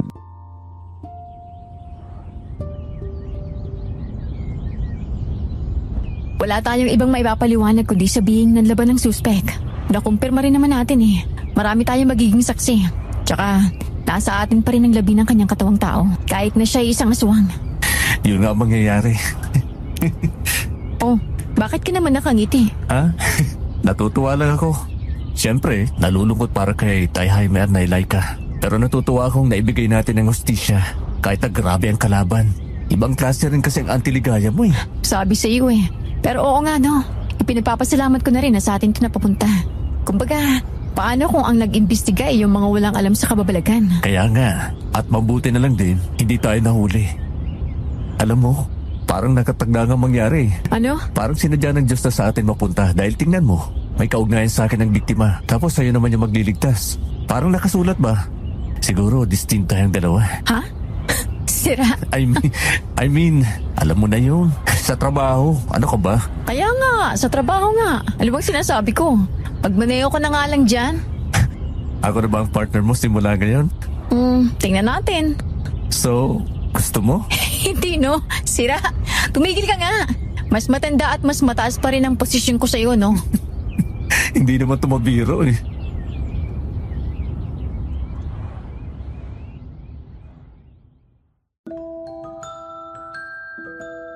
Puno lang kami ng kwentuhan hanggang sa makabalik ng opisina at makapagpahinga. Naging successful naman ang investigation namin at gaya ng sinabi ko, maraming beses na nagkasama pa kami sa iisang trabaho. Ilang beses din na nagkaroon pa ng kababalaghan pero saka ko na lang siguro yun ikikwento. At hindi nyo man naitatanong, nagkakamabutihan na rin kami ni Juris sa ngayon. Pero hindi ko na ikikwento dahil hindi naman ito love story. Kaya naman hanggang dito na lang po ang kwento ko. Mag-iiwan na lang po ako ng katanungan. Kung kayo po si Ray na isang aswang na may kakayahang maging malakas at maging normal, gugustuhin nyo ba yun? Bakit oo? Bakit hindi? Sana po sagutin nyo ito. Muli ako si Mark at hanggang dito na lang po. God bless at maraming salamat po sa inyong lahat.